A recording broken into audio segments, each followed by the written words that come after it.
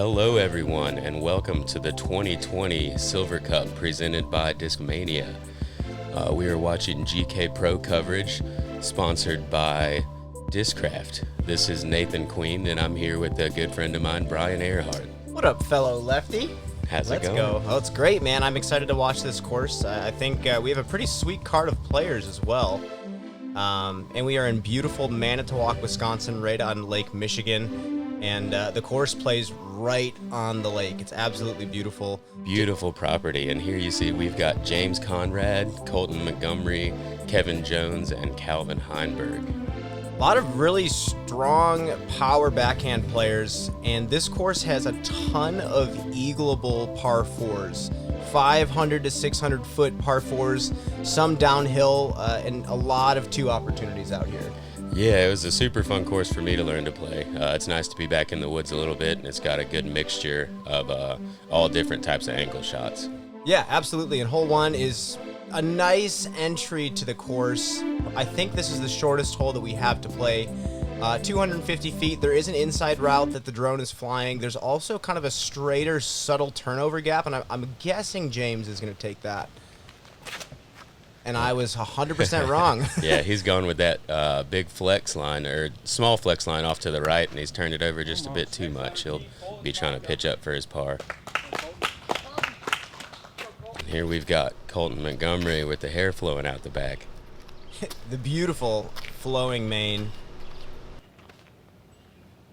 It looks like he's probably lining up this flex shot as well. Catches that same low branch that James did, gets a little different reaction. The inside route is... I'm surprised that they both took that with how well-versed James is with kind of a subtle turnover with a putter. This is kind of what I was expecting Kevin to throw, though, is the forehand up the straighter gap. It's a little low out of his hand. He gets a decent flare. He'll have a circle 2 look, it looks like. Long bid for him. Yeah, for 250 feet, this is actually a little bit tougher of a shape than you would expect it to have here. Yeah, it's a tough hole to start on. You haven't really done anything, and then you've got to hit this small gap immediately once you get started. So Calvin looks like he's pulling out some sort of mid. Going with the flex. He catches that same branch, 3 for 4 on that same branch. Yeah, and that's a line that I had thrown multiple times in previous years at this tournament, and I've only gotten it a couple times. Good up there from Colten. It's kind of surprising not to see somebody, at least one person in the circle here. It is a tough gap to hit on the first hole. There's James pitching up for his par. Maybe we'll see Calvin give it a run here. You don't see too many 250-foot holes give the players this much trouble off the tee.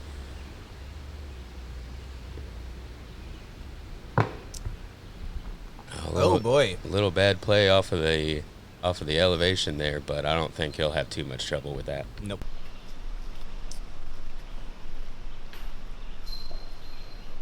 There's Kevin for his circle 2 bid.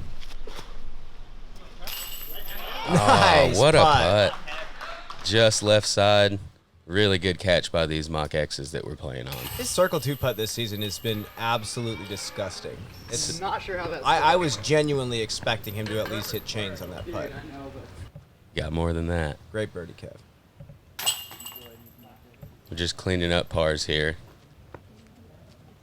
Shouldn't see too many issues. And this is the kind of course, too, where there are a lot of challenging, like, you know, longer par 3s and kind of tweener par 4s that you can't get in trouble on, but you really have to put the pedal to the metal right away on this course. If you bogey, you are shooting down the leaderboard pretty far. Yeah, and that hole actually played over a half a stroke over par at .57, even at 250 feet. So, and then this one playing as a par 3, I don't think anyone two'd the hole. I do think it was playing as a par 4, but this is a straight up U shape. You really just want to put a shot to the top of the hill, maybe bend it a little bit right, and then shoot down this hill to the basket at the bottom.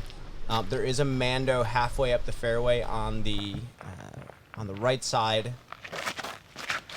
And Kevin's playing pretty textbook turnover here with a mid. I'm guessing M4 here. Yeah, he hits that last tree. Good turnover shot, though. He'll have a blind look to get down for his par, but it should be fairly open. And that's the interesting thing about throwing, like, kind of a turnover here, a turnover backhand, is if you do hit a tree, you are spinning clockwise, so you will kick left, which is tougher for the hole. But James gets up there a little bit. James gets up there good. He should be able to see the basket from there, I think, so he'll have a lot easier time to get down there for his par on this par 3 here. Yeah, par 3. It actually averages 1.33 strokes over par this first round.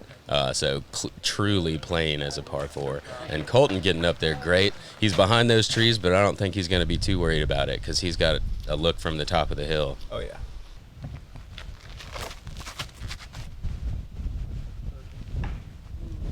Yep, there's that roll bounce. Putter turnover, hitting that tree that you don't think you're going to hit. Oh, no, getting a second tree. He got a good kick up to the top of the hill. He'll be trying to pitch down to get his 4 now. Big open turnover shot from Kevin. He leaves it about circle's edge. He was wanting to get a little closer, but he's just getting those putts closer as we go along after hitting that 50-footer already.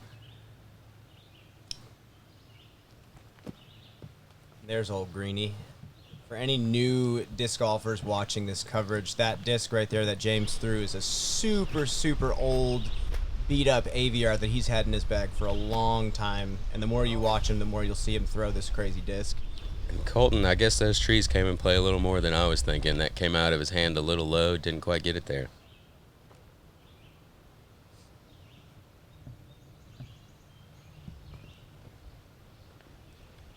And we get Calvin, little touch forehand shot. He'll have about 20 feet for his 4.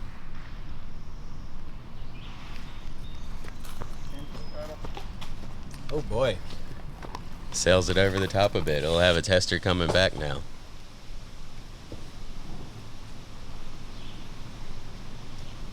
This is Kevin for his birdie / par. Oh, no. That's a bit different. Yeah. I don't think I've ever seen him airball a circle 2 putt ever. First time. Nice putt from Colten. Yeah, good comebacker after sailing it over the top. And they're calling it a bogey, but again, like we said, there's no 2s on this hole. I remember seeing you in practice, actually, Nathan, challenging the Mando, trying to get a 2 on the hole, and you weren't even close to it. So it's definitely a par 4. 3 is definitely good here. Yeah, I tried that during the round also. Did not work out. Yikes. We'll see what happens in the second round.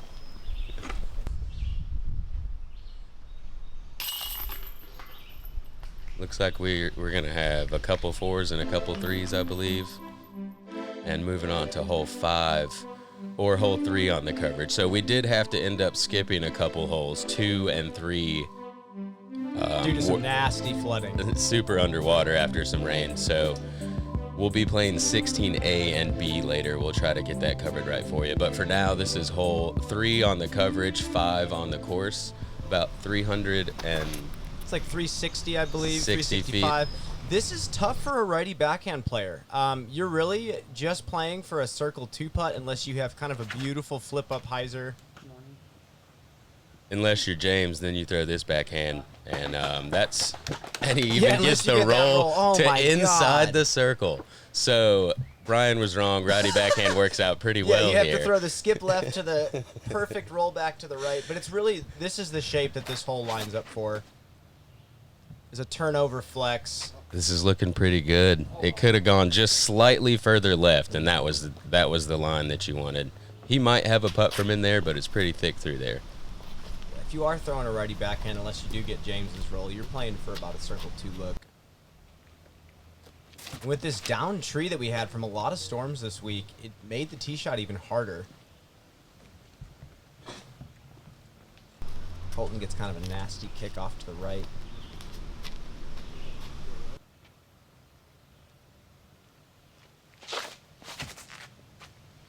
Got Calvin. He looks like he's about on the same line James was on.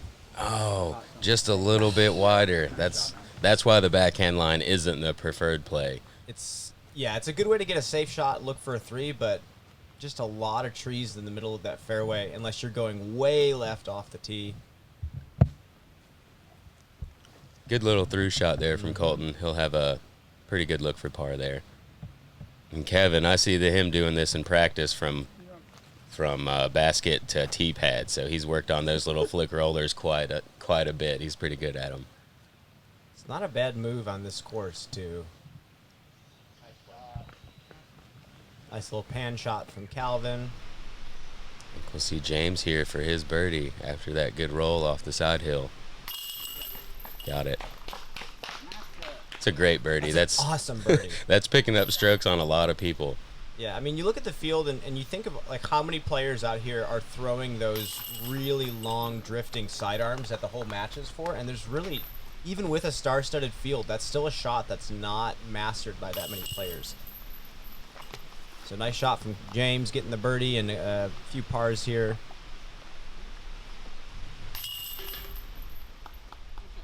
And that'll move us on to the iconic lighthouse hole here. Yeah, the lighthouse hole is obviously iconic. You have the beautiful basket sitting on the peninsula surrounded by Lake Michigan. The toughest part here is not the shape of the hole. It's a pretty routine hyzer down this hill. What's challenging is how high the basket is and how heavy the wind can get because you're surrounded by Lake Michigan. So you're trying to dump a hyzer down to the left and hope you can get to the flat spot on this peninsula to have a nice chip shot to the basket. Every now and then you can see a high ceiling challenging hyzer get down into circle 1 even. Yeah, you'll get some looks for 2 on this hole. There's a tree right on the corner here you'll see on the left that if you go inside of, which it looks like James is trying to do, you can sneak through. He almost made it through there. You can sneak through and get in there for a pretty good look. Yeah, they call this a par 4. I would call it an extremely challenging par 3. I would agree on that. Well, so let's see. This hole is averaging .33 below par. So backs up what Brian said. Extremely challenging par 3, pretty easy par 4. And Kevin there with another misfire, but he's back in the middle of the fairway. He still should have a chance to save his birdie. Yeah.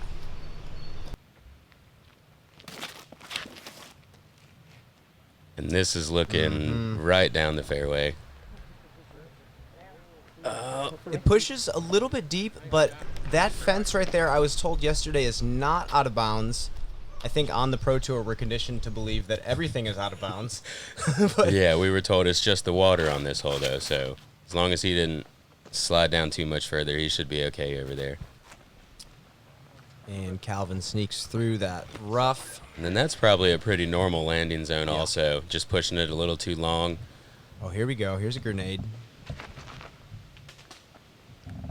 Did he just throw over that tree? Yeah, he went way over that tree. I think he might not have made it over. A little bit short.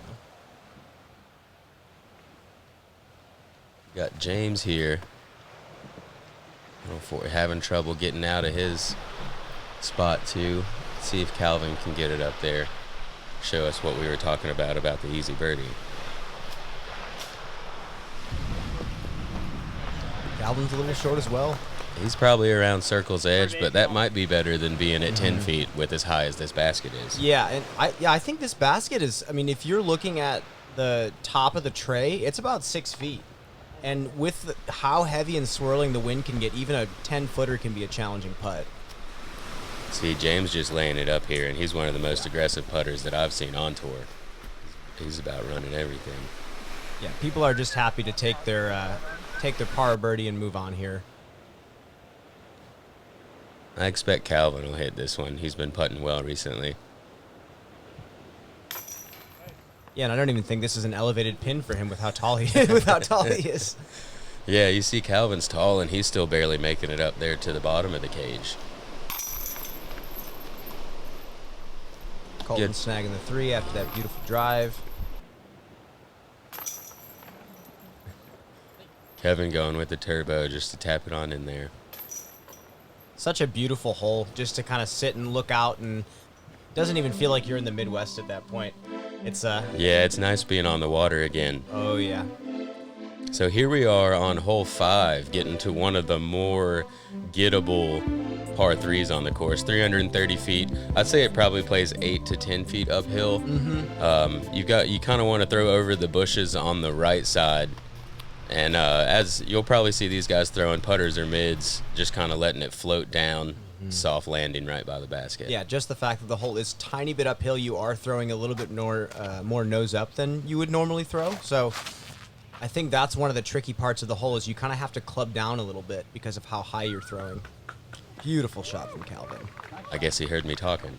What do you know what that blue disc is in his bag? It looks like I don't know what that is. Potentially a flippy rock. It kind of looked like a putter in his hand, but I'm not real sure. I believe this is an MD4 here from James. Yes, this is his favorite run of mid-range. And interesting that I said club down and James is going hard flex here. He just gets it a little bit too turned over and catches that last bush. He'll still have a good look though. He'll give that a run for sure. Guessing Kev's gonna go M4 here. Oh yeah. If it can stay up, just squeaks over there and gets inside the circle, he'll probably have about a 28-footer. And this is the one that Johnny McRae famously aced with a putter a few years ago. Just a beautiful shot. Looks like Colton's got a link in his hand. That's gonna flip. And that came out a little bit early for him. It does kind of open up over there. It's not as tight as it does look, so he should be able to get up and down for his par. Yeah. And huge shout out to the spotters on this course. We had a great deal of volunteers out here, and this course is so thick off the fairway that lost discs are not uncommon out here. James running it. With the circle too. Oh, just off the top. What a good bid. Got Kevin from about 28 feet. There we go. Nice Dead putt. center.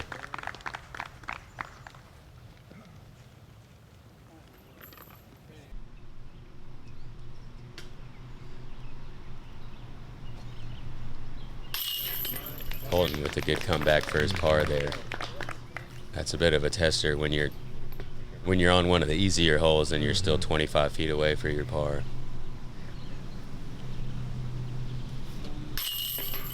Yeah, I would say that's probably the most interesting part about this course. There's really only a couple par threes that you feel like you should be getting. There's a lot more bonus par threes out here and a lot of par fours that if you are taking a four or God forbid a bogey, that you are definitely falling behind here. This is one of the true par fours. It says 503, but it's going uphill the entire way. Optimal shot obviously is following exactly where the drone's flying, piping a low ceiling driver up the gut.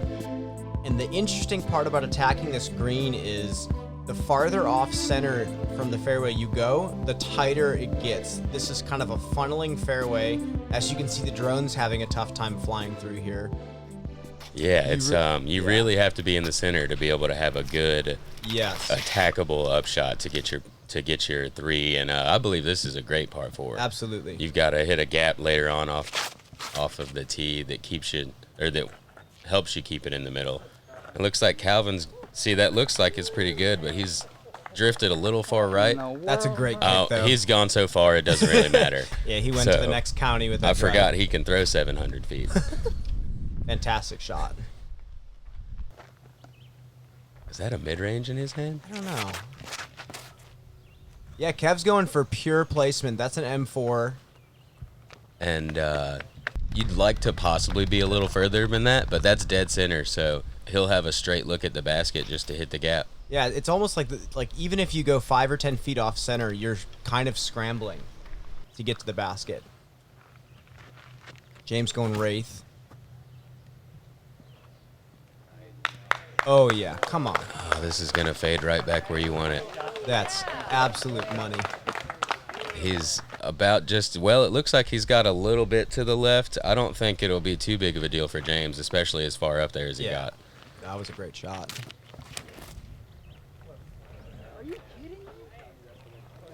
This is fading off to the right just a little bit. And he's going to have a little bit of scrambling to do to get up there. Yeah, they're getting a little further than I would say the average drives get. So he'll Most of them are getting up to where Kevin's are at. yeah. And Kevin, he got up most of the way through the gap. He'll have probably a straddle lookout from there, but still be able to have a chance for his birdie. I can't quite tell where that is in relation to the basket. I think he went a little long left. It looks like he had quite a bit on that. Really? Yeah. Yeah, he's about 30 from the basket, constructed. James is probably close to jump putting this. It looks like he is jump putting. That was a huge drive. And we still haven't got to Calvin's. Yikes. This is insane, guys. I haven't seen anybody this far up. Go in.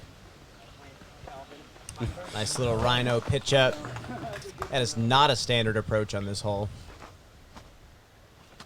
Oh, here we go. Oh, he's getting a little more obstructed than it looked like he was. Here's a Let's see treat. if he can get this turbo in. Oh, my man. God. Fired it in there. I don't think I've actually ever seen him throw a turbo putt. That was beautiful. No wobble. Straight in. That was a great putt. Nice little pizza pie. Yeah, you could see he's pumped about it. He gave a little fist pump there. It always feels That's good to hit a trick yeah, putt. that's a cool putt to hit. Oh, a great putt from There's another Colten trick too. putt. That's even though it looks more standard, that was probably just as difficult as that turbo putt was. Oh, yeah. He didn't have any room to move his arm. James just making it look easy though. Yeah, if you can go 11 speed driver and then jump putt on a par 4, I think I don't think par is a question out here. Okay, so hole 7 is one of the eagleable par 4s on this course. So the drone is flying through kind of a safer hyzer gap to the right. The left gap is where the righties are going to be throwing a power flex or even just a straight shot over this one tree in the middle, crossing the road, and the basket is on the other side there. Yeah, and this road, it is playing as a river. You see the string there of OB, so it does give it a little bit of teeth if you are trying to go for it. We are going to see some bombs here, though. Yeah, hopefully we'll see one of the twos. I believe there was 5 or 6 twos. My stats have kind of quit working on me here. Calvin smashes a hyzer. Right there. And that hyzer's out to the left side. He's over there long of the basket, isn't he? I believe he's left, long left of the basket, about 50. Yeah, outside the circle. I imagine we'll see Kevin go up, try to get over there too. These trees on the left side that would not have made it through about 3 days ago. And that's got to push left. That's going to be long to the right, and it's pretty thick over there. I had a couple guys on my card get in there. Yeah, and that's the thing. You might be right by the basket in that rough, but you might still have to pitch out. Let's see if James can pinpoint where this basket is. This needs to hurry left. It's kind of pushing long like the other. He's got it a little higher. Oh my gosh. He's parked it. And I love James's decision making to reach for the 11 speed as much as he does. I think a lot more players are starting to do that. Yeah, I throw lots of wraiths, and I might have got it from James, actually. I know he throws them all the time. Now, see, James's line, he had his a little more nose up to allow it to fade, and I believe that was the main difference in his, Kevin's, and Colten's there.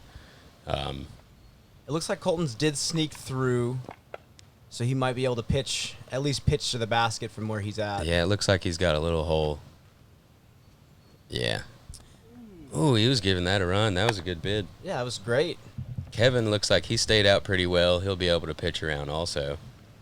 Left it a little short, but it's still 20 feet for his birdie here. Excuse me, I was about to say par. And Calvin from long left to come back for the eagle.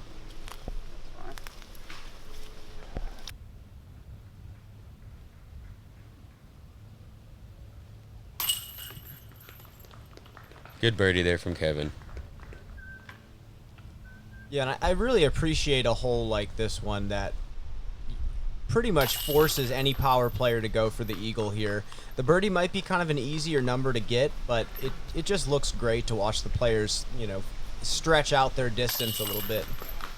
James with the eagle from Perfect 12 park feet. job.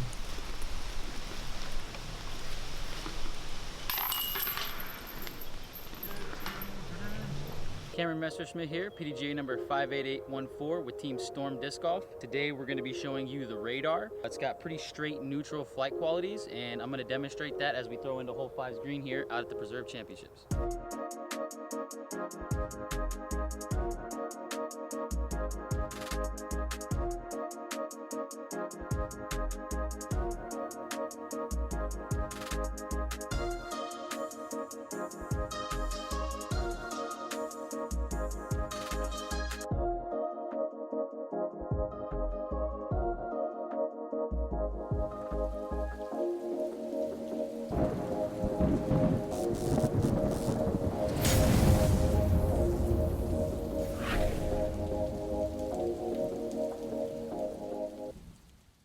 Today, we'll be talking about the Nuke.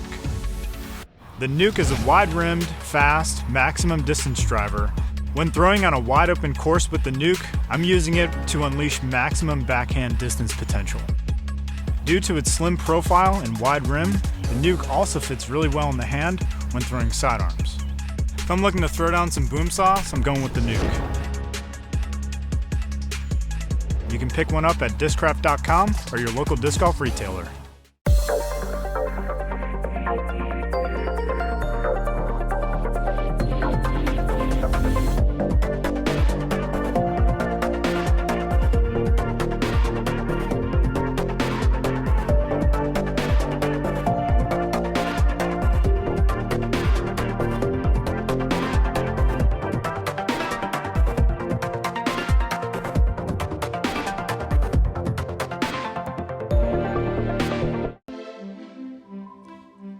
So here we are back to hole 10 or 8 on the coverage. It's a 362 foot kind of tunnel shot going downhill and then cuts back up to the left at the end.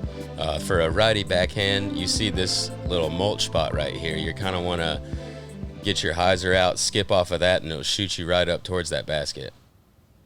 Yeah, it's pretty foolproof if you can lay a driver down and hit that little mulch patch. That's gotta get down. Pushing the ceiling there. I'm surprised he made it as far as he did, but that's a pretty good result with that high release. Yeah, it's a difficult line throwing a hyzer, which is down to up motion, but then throwing it downhill. It's kind of an interesting line that they make you throw on this hole. Yeah, it's a strange shot. I've realized that my lefty backhands are always they're floating a little different. Mm-hmm. And then Calvin shows you exactly what you're supposed to do right there. Looks like he might have disked down a little bit. Yeah, looks like he went fairway driver. Kevin doing the same thing. That's got to check up, though. He threw something flippy on that. Pushing a little straight. He stays out of the woods. I believe that has him about circle's edge. Yeah, that's a pretty uphill putt there. Mm-hmm. I don't know if you can tell on the camera, but it does. Oh, man. Kind of an uncharacteristic yeah, it looks grip like lock there. Kind of held onto his hand a little bit. He must have made it a pretty good ways if James is going.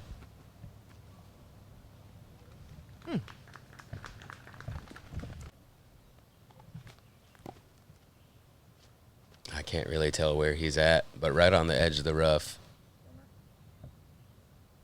Pitching up for, gets a little long, but he'll have a look for his par there.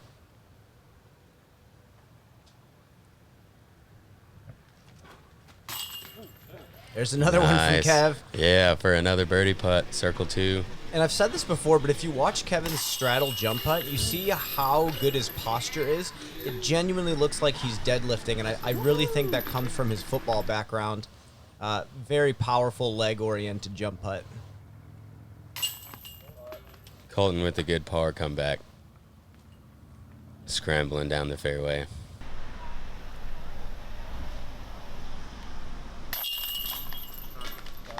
James saving his par as well. I'm excited to watch these guys throw this next hole. There's a couple different lines, and I think we might get to see some high hyzers here. Oh yeah, this is a very eagleable par 4, and the drone is flying a standard line that the players are going to take. Most players are going to take over the road hyzer, hopefully get a skip in front of these cedars here. you're really wanting to get down this hill on your tee shot. Otherwise, you are trying to throw some sort of trick shot, scramble shot through that tight gap. But there is, unlike the drone flew, there is an up top hyzer. And I believe Calvin's going to be taking it right here. I saw him in practice. No. He went He tricked me. textbook. He definitely tricked you. And that's exactly what you want. Right here, Blaine. Yeah, and that shot, if you can pull the tee shot off, this hole should be a pretty easy birdie. That's not enough for Kevin. He's about to throw up to heaven here. Yeah, and here's that high hyzer we were looking gosh. for. Nailed it, baby. Let's go. Wow, look how high that is. Oh, And I didn't see where that went. I think it. it looks like he hit those two cedars that are kind of guarding the basket. I couldn't tell what happened from there. Let's see. I imagine James will probably go as low over the road. And although he's not down the hill, he's got past that light pole, which is kind of the pinch-off point. If you don't get past that light pole, you have a pretty funny angle to get down to the Absolutely. basket from there. I can see Colton going for this as well. Oh.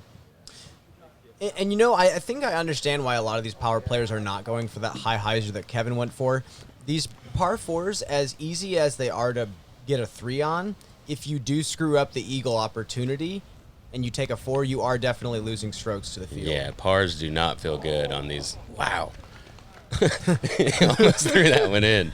Pars do not feel good on these little short par fours. Yeah, so it's kind of an interesting dilemma to be in. Do I go for the eagle and get a par, which is going to lose me strokes, or do I just play this simple 3? It looks like they had a little bit of a headwind going on too, so it could have been they didn't want to go Yeah. super high in the air and have to deal with whatever would happen. Exactly. So Kevin got out there pretty good, it seems like. He's got his eagle look right here. Oh, just touches the top. But it doesn't look like he'll be in too much danger there. Should still get his birdie. Nice putt there from James, about 30 foot.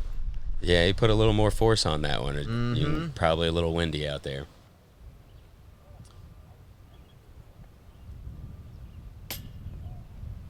Kev Oh, switching to the spin putt I saw. he hit high again. So not that his drive didn't work out, but a little trouble on the putting green this time, and Kevin's not going to feel good about that par. And then we've got another couple tap-ins for birdie here.